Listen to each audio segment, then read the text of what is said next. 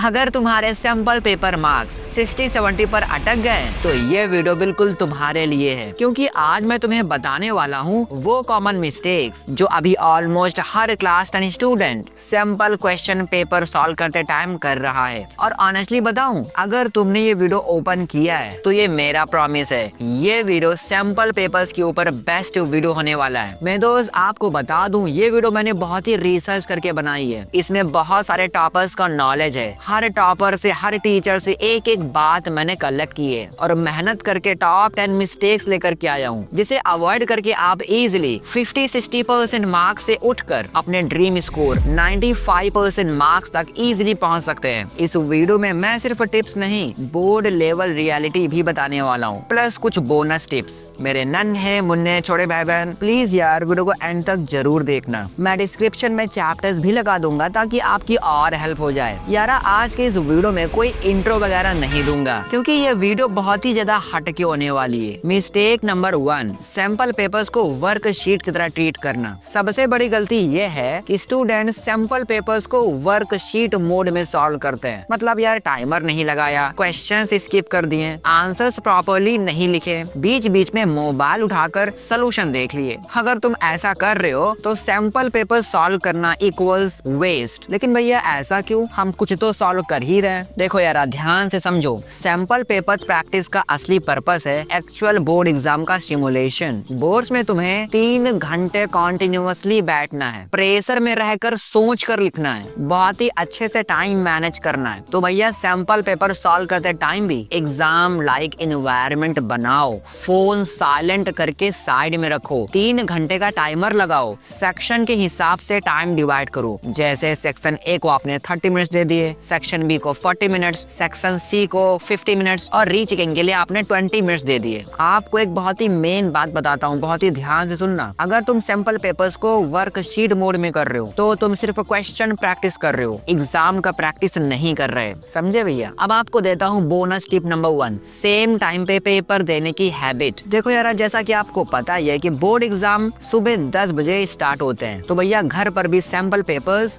10 बजे ही देना स्टार्ट करो, एग्जैक्ट 10 AM पर। लास्ट 10 to 15 डेज आपको रोज 8 बजे उठना है, रेडी होना है और 10 AM पर आपका पेपर स्टार्ट हो जाना चाहिए। इससे आपकी बॉडी और ब्रेन दोनों ही ट्रेन हो जाते हैं। 10 बजते ही माइंड ऑटोमेटिकली फोकस मोड में चला जाता है। Mistake number 2, most expected questions को इग्नोर करना। हर जगह स्टूडेंट सुनते हैं ये टॉपिक मोस्ट एक्सपेक्टेड है, ये क्वेश्चन रिपीटेड होता है, लेकिन फिर भी आप इग्नोर कर देते हो। मैं दोस्त ध्यान रखो, CBSE हो या फिर कोई भी बोर्ड, ये लोग क्वेश्चंस रिपीट करते ही करते हैं, कॉन्सेप्ट्स रिपीट होते हैं, केस स्टडीज रोटेट होती हैं। मैं दोस्त आपको एक बहुत ही प्यारी बात बताता हूँ, सेम क्वेश्चंस MCQ बन सकता है, 2 मार्कर बन सकता है, यहाँ तक कि केस स्टडी क्वेश्चन भी बन सकता है। इसलिए भैया एक्सपेक्टेड टॉपिक्स को लाइटली कभी मत लो। मिस्टेक नंबर 3, पेपर सॉल्व करने के बाद एनालाइज ना करना। मैं दोस्त पेपर सॉल्व करके अगर तुमने एनालाइज नहीं किया तो आपकी लर्निंग होगी 0। अब आप सीरियस हो जाओ और एनालाइज करो, कहाँ सिली मिस्टेक हुई, कहाँ क्वेश्चन गलत पढ़ा, कहाँ एक्स्ट्रा टाइम लगा, कहाँ पॉइंट्स मिस हुए। सैंपल पेपर का मेन मोटिव यही है कि तुम अपनी मिस्टेक्स रिपीट ना करो। Mistake number 4, marking scheme and keywords को इग्नोर करना। बोर्ड्स में मार्क्स हैंडराइटिंग से नहीं, फीलिंग से नहीं, कीवर्ड से मिलते हैं। सैंपल पेपर चेक करते समय मार्किंग स्कीम फॉलो करो, क्योंकि भैया कीवर्ड मिस तो मार्क्स कट। बोर्ड एग्जामिनर एक दिन में 100 कॉपीज चेक करता है, वो गेस नहीं करेगा। कीवर्ड दिखा तो आपको मार्क्स मिल जाएंगे, लेकिन कीवर्ड्स नहीं है तो मार्क्स कट हो जाएंगे। इसलिए मेरे दोस्त फॉल्स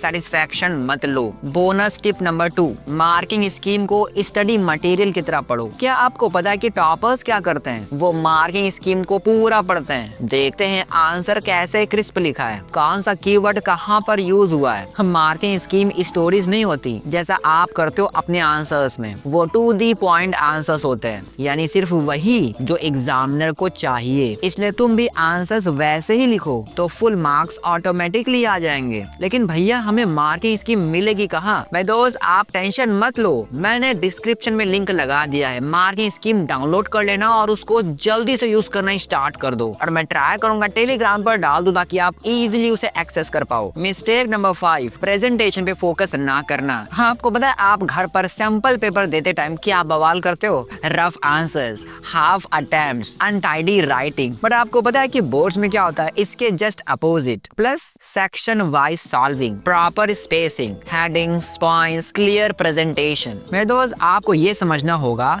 जितना इम्पोर्टेंट ये है कि आपने क्या लिखा है, उतना ही इम्पोर्टेंट ये भी है कि आपने कैसे लिखा है। मिस्टेक नंबर 6, सिलेबस कंप्लीट किए बिना फुल पेपर अटेम्प्ट करना। मैं ये नहीं कह रहा कि भैया सिलेबस 100% होने के बाद ही आप सैंपल पेपर दो, but proper full length paper देने से पहले एटलीस्ट बेसिक कॉन्सेप्ट्स क्लियर होने चाहिए, फॉर्मूलाज, डेफिनेशंस, ये सब रिवाइज होने चाहिए। अदरवाइज पता क्या होता है, क्वेश्चन समझ ही नहीं आते, बार बार ब्लैंक फील होता है, कॉन्फिडेंस ब्रेक हो जाता है, सैंपल पेपर डिमोटिवेशन बन जाता है। सैंपल पेपर का काम कॉन्फिडेंस तोड़ना नहीं, एग्जाम रेडी बनाना होता है। इसीलिए आज और अभी से आप सही तरीके से सैंपल पेपर देने शुरू करो ताकि आप अपने एग्जाम में कहर मचा पाओ। Mistake number 7, time management strategy के बिना पेपर देना। यार बहुत सारे स्टूडेंट पेपर स्टार्ट ही ऐसे करते हैं जैसे उनके पास अनलिमिटेड टाइम हो, उन्होंने टाइम कहीं से खरीद रखा हो, उसके बाद रिजल्ट बहुत ही बुरा होता है। स्टार्टिंग क्वेश्चंस में ज्यादा टाइम, लास्ट सेक्शन के लिए बहुत ज्यादा पैनिक, लास्ट 15 मिनट्स में राइटिंग स्पीड डबल। बोर्ड्स में मार्क्स सिर्फ नॉलेज से नहीं, टाइम मैनेजमेंट से भी मिलते हैं। अच्छा टाइम मैनेजमेंट यानी अच्छे मार्क्स। आपको एक बहुत ही मेन बात बताता हूँ, हर पेपर के साथ ये क्लियर होना बहुत जरूरी है कि भैया कौन सा सेक्शन कितने मिनट्स का होने वाला है आपके लिए, कौन सा क्वेश्चन आप पहले करोगे और कौन सा क्वेश्चन आप लास्ट में करोगे। मेरे दोस्त सैंपल पेपर करने से दुनिया भर के डाउट आपके क्लियर हो जाएंगे। आपको ज्यादा नहीं, बस 5 सैंपल पेपर्स करने हैं हर एक सब्जेक्ट के। मिस्टेक नंबर 8, डिफिकल्ट क्वेश्चन देकर मेंटली गिव अप कर देना। मेरे दोस्त आपकी ये आदत है कि जैसे ही टफ क्वेश्चन दिखा, ये नहीं आता, पेपर बहुत ही टफ है, और वहीं से माइंड ब्लॉक हो जाता है। और ऐसा ही सिनेरियो आपको बोर्ड्स में भी दिखाई देता है। एक क्वेश्चन टफ दिखा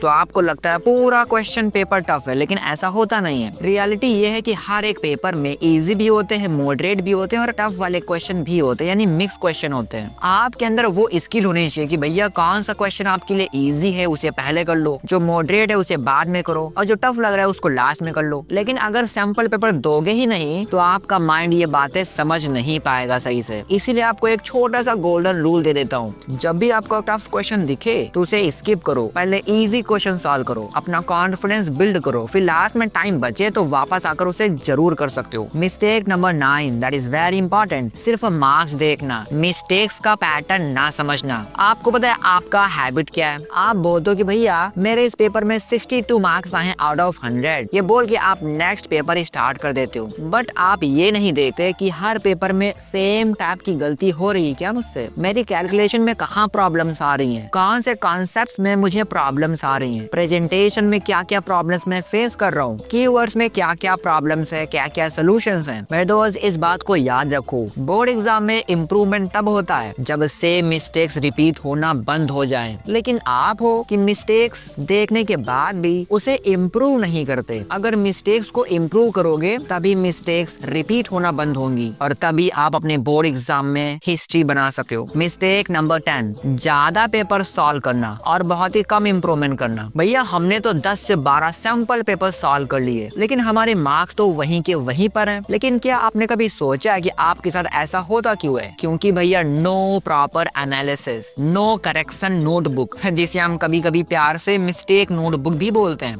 नो मिस्टेक रिवीजन। मेरे दोस्त रियलिटी ये है कि अगर आप सिर्फ 5 सैंपल पेपर्स करो, लेकिन 5 सैंपल पेपर करने के बाद उसे डीपली एनालाइज करो, इससे आपके मार्क्स बहुत ही तेजी से इम्प्रूव हो जाएंगे। लेकिन आपने 15 सैंपल पेपर्स भी कर लिए लेकिन कोई लर्निंग नहीं किया, तब सब कुछ बेकार है। यानी 5 papers plus deep analysis is better than 15 papers plus know learning. मेरे दोस्त सैंपल पेपर्स क्वांटिटी के लिए नहीं, क्वालिटी इंप्रूवमेंट के लिए होते हैं। मेरे नन्हे मुन्ने छोटे भाई बहन, सैंपल पेपर का गोल ये नहीं है कि घर पे मार्क्स बढ़ें। सैंपल पेपर का गोल है कि बोर्ड एग्जाम हॉल में आपके मार्क्स बढ़ें। अगर तुम इन 10 मिस्टेक्स को अवॉइड कर लोगे तो ऑटोमेटिकली आपके 50-60 मार्क्स 90, 95 और 100 की साइड मूव करेगा। मेरे दोस्त लास्ट में मैं अपने दिल की एक छोटी सी बात बता देता हूँ। मैं बहुत ही मेहनत के साथ आपके लिए क्वालिटी वीडियोस बनाता हूँ और आजकल तो मैंने अपनी मेहनत को डबल कर दिया है, लेकिन शायद मुझे उस तरह के रिजल्ट देखने को नहीं मिल रहे हैं। लेकिन कोई बात नहीं, मेरा काम है मेहनत करना, रिजल्ट मेरे हाथों में नहीं नहीं है। अगर मैं कंसिस्टेंसी के साथ क्वालिटी कंटेंट देता रहूंगा तो डेफिनेटली एक ना एक दिन मैं भी एक टॉप एजुकेटर बन सकता हूँ। खैर, अगर ये वीडियो आपको 1% भी हेल्पफुल लगा है तो इसे लाइक जरूर करिएगा और इसे अपने एक दोस्त तक जरूर शेयर करिए। और मैंने इसके पहले एक वीडियो बनाई है क्लास 10th एंड गेम। इस वीडियो पर भी मैंने बहुत मेहनत की है, जिसमें मैंने आपको बहुत ही मोटिवेट करने का ट्राई किया है। अगर आप देखना चाहो तो स्क्रीन पर क्लिक करके इस वीडियो को देख सकते हो। मैं आपको वहीं मिलता हूँ। Bye bye bye.